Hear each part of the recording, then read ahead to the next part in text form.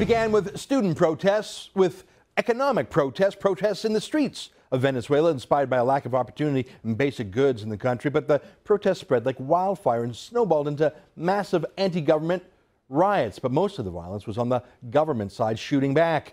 Anger was directed at President Nicolas Maduro, who succeeded Hugo Chavez upon Chavez's death. Now, in the last few weeks, cracks have started to emerge in Venezuela's ruling party. Members are condemning corruption and the lack of leadership by Maduro. Several military officers are positioning themselves possibly to force Maduro to step aside. Well, here to explain all this is Joseph Humeyer, director at the Center for a Secure Free Society. He joins us with more from Washington. Joseph, did I get this right? I mean, I've been following Venezuela, and I saw that the military was crushing basically impotent student protests who had their passion, but they didn't have weapons, and the guns were all in the hands of the government and, frankly, the Cuban special forces who were there too. Are you saying, is it true? I mean, you were there in May. Are there some cracks between Maduro and the soldiers who keep him in power? Yes, absolutely. There's actually the biggest fight right now going on in Venezuela isn't between the students in the opposition versus the government. It's actually within the government itself, and it's people that are more aligned with the military. I think at the head of that you'd have a former military general that now runs the Congress. His name is Diosdado Cabello, and then you have Maduro with his Cuban backers. The military historically has always detested the Cuban influence in Venezuela. I mean, they don't appreciate having a foreign country on their territory, commanding, controlling, and giving orders. So I think that's at the heart of what's going on here. And increasingly and gradually, they've been dissenting and defecting. Some of it publicly. I mean, you've heard sometimes of the president actually announce of retired admirals or retired generals or sometimes active Air Force flagship officers that he's accused of inciting the violence. But behind the scenes, I think there's a lot more than what you see publicly. I'd say there's probably roughly good elements within the Army and the Air Force that are looking at trying to find a way to get Nicolas Maduro out of power. Now, you were there in May. Tell me what it's like on the streets. I mean, we haven't talked about Venezuela in a couple of months, but earlier this year, it was riots. It frankly reminded me of what was going on in Ukraine, other than it didn't get as much press coverage. What was it like when you were there? It was, yeah, I was there towards late April, early May, and it was towards the, I guess, the calm before the next big storm. So the big storm erupted around February, carried over into March, kind of died down a little bit in the terms of the level and the scale of the protests, and obviously the reciprocal violence mostly initiated by the government. But as soon as I left, so I was part of a conference, an international conference that was done in Caracas. And after I gave my speech, they took us around to visit some of the campsites where the students were mobilized, kind of like in some sense, like a little bit of an Occupy Wall Street vibe to it. They were just camping out in the middle of the streets of Caracas.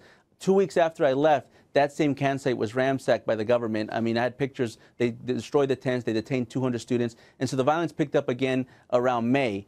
Now you kind of have, with the dialogue that's been going, you have a little bit of, again, another calm, but I think this is another calm before another storm. But this next storm, I believe, will be much more violent, much more deadly, because this won't be a storm that be initiated by the opposition or the student groups. This will be a storm initiated most likely by the military, who, according to my sources in the country, are increasingly defecting and looking for ways out of this situation in Venezuela. Now, before we went on air, you were telling me that you're in Washington with a former vice admiral of the regime who defected. Tell me a little bit about him, and what are you doing with him in Washington, and would he be a nucleus around which other defectors might form?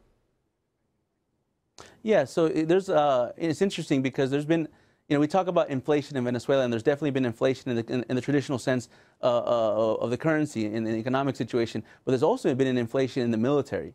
Hugo Chavez, a big asset that he had throughout his entire revolution, through the entire turn of the century, all the way up until 2013 when he passed away, was his growing amongst the ranks. So back in the 90s, there was probably about 50 or so flagship officers, admirals and generals. Now there's over 500.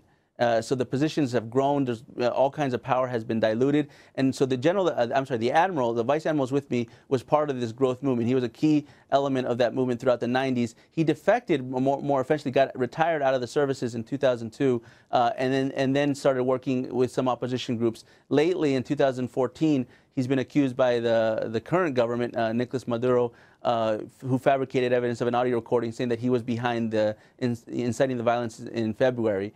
Of course, that's proven to be false, just like he fabricated emails recently to accuse the Venezuelan Congresswoman Maria Corina Machado of being behind some coup plots. All this, even Google went out and said those emails were false. So there's been a lot of fabrication on the side of the government, and so he's here to kind of set the record straight and tell the story from his perspective, which is very interesting because I think he understands a little bit about the inside conversations that have taken place within the regime. Now, if things finally do break between Maduro and the Venezuelan military, it would be fascinating to see the Cuban military trying to prop up Maduro against the Venezuelan military. What would be the straw that breaks the camel's back? Is it the economic crisis, the fact that even though Venezuela has the second largest oil reserves, or some would say even the largest oil reserves in the world, that they can't even keep their gas stations full, they can't even keep toilet paper on themselves? Is it economics? Is it corruption?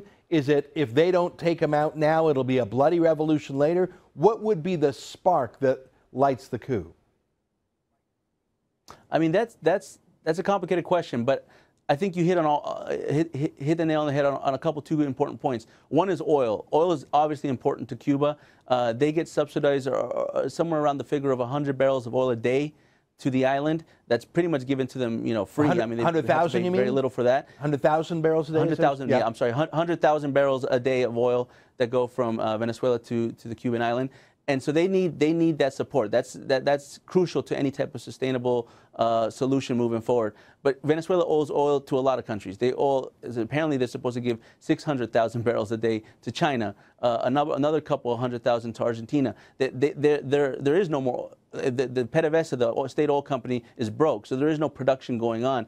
This is going to be a key part of whatever, I think, the straw that could break the camel's back is how far can the Venezuelan government stretch their oil reserves to the point where they can no longer provide this heavily subsidized oil at a heavy cost. And I think Cuba understands that, and they're playing behind the scenes. Cuba's alliance with Maduro, while it's strong, I don't think it's as strong as it was with Chavez. And I think the Cubans, their most important the interest in this whole conflict is to maintain the sustainable economic support. However that's provided, I think they could care less who does it. Joseph Humar, thanks very much for joining us today from Washington. We'll talk to you in the future.